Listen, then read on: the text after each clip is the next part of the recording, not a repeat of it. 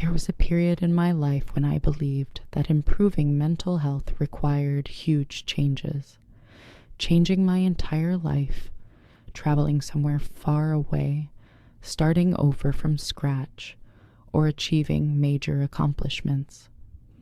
But over time, I discovered that this way of thinking was exhausting me more than helping me.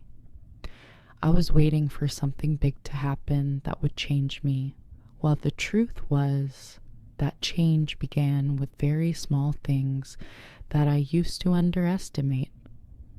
The first thing that improved my mental state was reducing the clutter around me. I never realized how much the place I lived in affected my inner world. When I started organizing my room, getting rid of unnecessary items, and maintaining a clean and calm space, I felt as though my mind became lighter. The external chaos had been reflecting into my inner life without me noticing. As the clutter around me decreased, so did the distractions in my mind. The second important change was setting aside time for myself without any distractions. At first it was difficult because I was used to escaping into my phone or staying constantly busy. But when I began sitting alone for short periods or taking quiet walks by myself, I started hearing my own thoughts more clearly. I realized that silence is not emptiness, as I once believed, but a space where I can regain my balance. The third thing that helped me greatly was letting go of the pressure I constantly placed on myself. I used to believe that I had to be at my best all the time, and that weakness or fatigue were unacceptable. Eventually, I learned that no one can be strong every day and that it is completely normal to have less productive days. When I stopped blaming myself for those days, I felt a sense of inner peace that I had never known before. The fourth change was stopping the habit of comparing myself to others. Comparison was draining my mental energy without me realizing it. I was comparing my inner struggles to the outward appearance of other people's lives, which was unfair to myself. When I started focusing on my own path and personal progress, no matter how slow, I felt more satisfied and my feelings of inadequacy gradually faded. The fifth, simple yet powerful habit was paying attention to the small details of everyday life. Drinking coffee peacefully, listening to something I enjoy, making my bed in the morning, or sitting at the sunlight for a few minutes. These things may seem insignificant, but they quietly brought me a sense of comfort and stability. The sixth change was transforming the way I spoke to myself. I used to be extremely harsh and critical, expecting perfection at all times. Over time, I learned to treat myself with more kindness and understanding. When I made mistakes, I stopped attacking myself and instead tried to understand the reasons behind them and learn from them rather than engaging in self-punishment. The seventh lesson was learning to set clear boundaries in my life. I did not realize that a large part of my mental exhaustion came from my inability to say no. I often agreed to things I did not want to do and accepted commitments that did not suit me simply because I feared embarrassment or rejection. Eventually, I understood that every yes to something that does not serve me is a no to my own peace of mind. Once I began establishing simple and healthy boundaries, I felt more balanced and in control of my time and energy. The eighth important change was taking care of my sleep and physical well-being. I used to underestimate the value of sleep and thought that sleeping less would make me more productive. In reality, the opposite was true.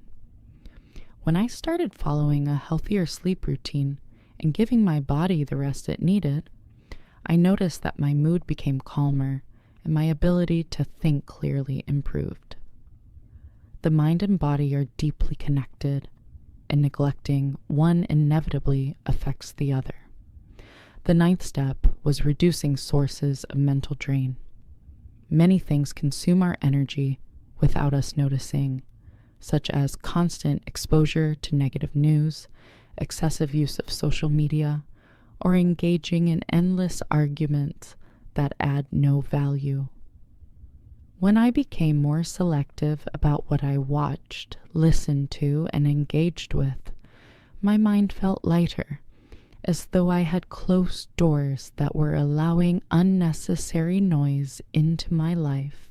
The 10th lesson was learning to be patient with myself and with the process of change. At first, I wanted immediate results and expected to feel better within a few days.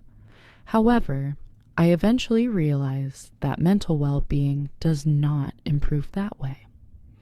It is a gradual process that requires time, consistency, and repetition. Once I stopped rushing the results, I began noticing genuine progress because I was focused on the journey itself. The 11th change was shifting my attention toward the blessings I already had instead of focusing on what was missing. I used to exhaust myself thinking about the things I lacked and comparing my life to what I did not have. As a result, nothing ever seemed enough. But when I started appreciating the blessings already present in my life, both big and small, my perspective gradually changed. I became more aware of things I had previously overlooked, such as health, safety, a home, and peaceful moments. This shift did not change my circumstances, but it transformed how I felt about them. The 12th and most important change of all was strengthening my relationship with God, maintaining my prayers on time, and improving my spiritual life. This had a deeper impact on me than I could have imagined. When I became consistent with my prayers, I experienced a sense of tranquility that is difficult to describe. Worship was no longer merely a religious obligation. It became a space of inner comfort where I could leave my worries and burdens. The closer I felt to God, the less anxious I became, and the more peaceful my heart felt. I realized that no matter how much a person searches for comfort in the outside world, they will always need this deep inner connection that provides meaning and true peace.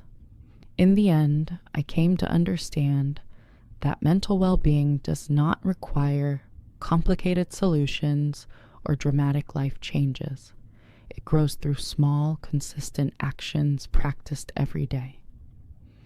I stopped searching for a perfect life and started seeking inner peace within the life I already had. Organizing my environment, reducing pressure on myself, appreciating small moments, and changing my mindset all created meaningful change over time, even if it happened slowly. The most valuable lesson I learned is that peace of mind is not found in reaching a destination, but in the way we choose to live each day. When you decide to be calmer, kinder to yourself, and more aware of what is happening within you, you begin to realize that true change starts from within, not from external circumstances. And that is where today's story comes to an end. May God keep you safe and blessed. And until we meet again, God willing.